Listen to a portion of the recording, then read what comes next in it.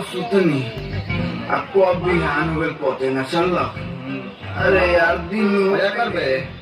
अरे पगला अभी रात बा। अरे यार दिन हो गए रे। दी अरे रुक। अच्छा बताओ हई कौन उंगली का अंगुली का रे तेरी एगो बात बताओ हई देसी शराब के बोतल बाकी अंग्रेजी अरे पहले लाइट जला ना यार तब न लोग की देसी हो की अंग्रेजी रे लुनुआ। हां ये अनहो के लोग बारे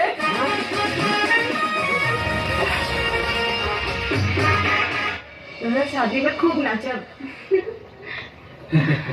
एक कटरीना एक काजल गुड्डी शीला बोला ना बोली तो चप्पल से इतना चंपी हुई ना कि 5 फुट लंबा हो जाएगा।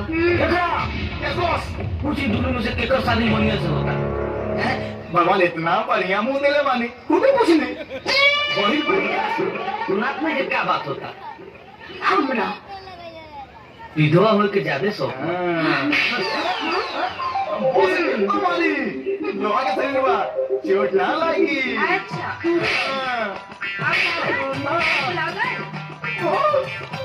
बॉस के ना लगी।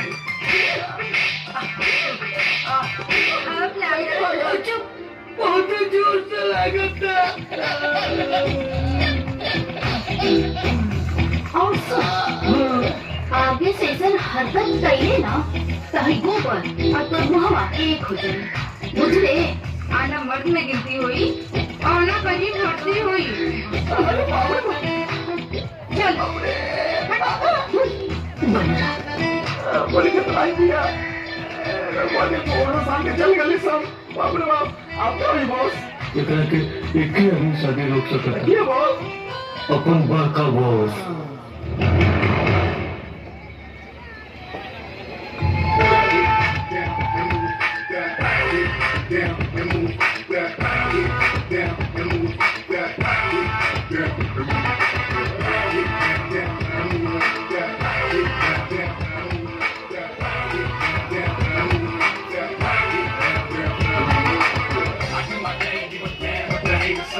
एक जमाना रहे बॉस तेजाब का बोतल लोगन पर फेंकी और लोगन का पैसा आवा। पलटुआ बॉस पलटुआ हमारा चेला आपका लाली सड़क का नाली कहाँ रहले है इतना दिन पे। अपने के नाम के झंडा बहुत बचावे की कोशिश करेंगे लेकिन उड़ा उड़ झंडा के अंडा बना के फोड़ दे बा मनी शंकर बा। जिंदा बचे के ना चाहिए जिंदा बचे के ना चाहिए अब मारे के ओकरा के ओकर बियाह बा ओही दिन ओकरा बियाह के बाद ओकरा मेहरारू के विधवा कर देवे के बा। देखो ओकर मेहरारू विधवा हो जाई लेकिन एक बात याद रख केहू के पता चले के ना चाहिए ओकरा मेहरारू के हमने विधवा कैली है जा बिल्कुल पता ना चली बॉस। पहले दे जाइए ओकरा बाद हम पहुंचा। अब आंधी तूफान ना चल चलाई चल चला।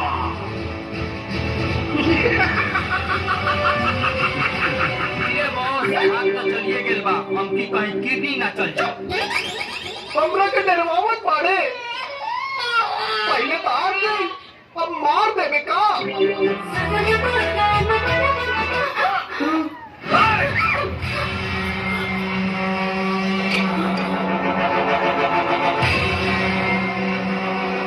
अब हंसी मजाक ना आना तो सब उन्हीं के मार दे। आप कौन फटाके फोड़ा रे। अरे मनिया पटाखा ना फिर से पिस्तौल से गोली चलो। गोली हाँ तू पहले ही बतावा हाँ कि बंदूक का नली हमकी के तरफ बा। अरे एक नली तारा तरफ बा और दूसरा नली शीला के जवानी तार मेहरारू और माई के तरफ बा रे मनिया। ढेर भइल मस्ती मजाक उठ के मार सन। अरे बाप रे बाप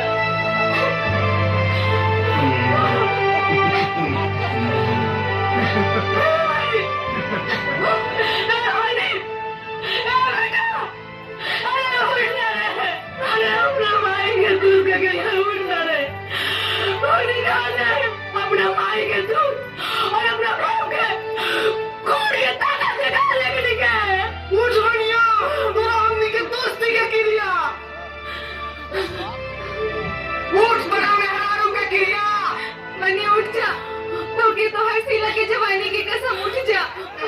बने बने उठ जा।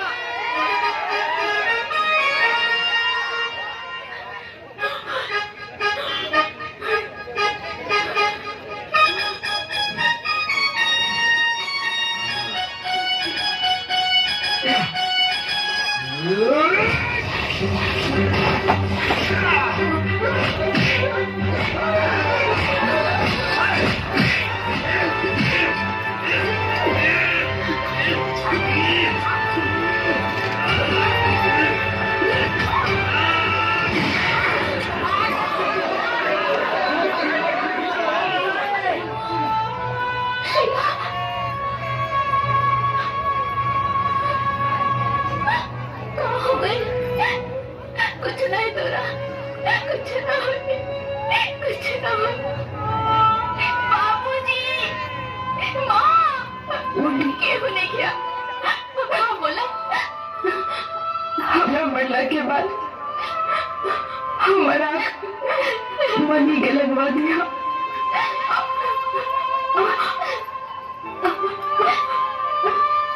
वो अक्सर हम अपन बहन के देखत रहो। शीला, ए बहन, शीला।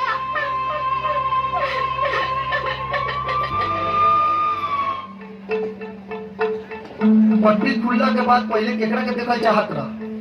जे हमरा के आंख दिले बा डॉक्टर साहब।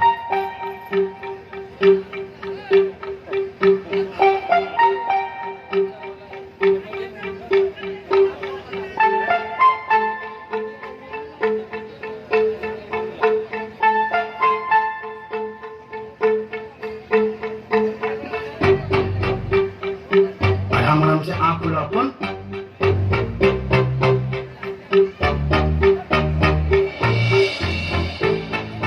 हमारा के आंख के देलस? शीला। अरे शीला के आंख तो शीले के आंख में बा।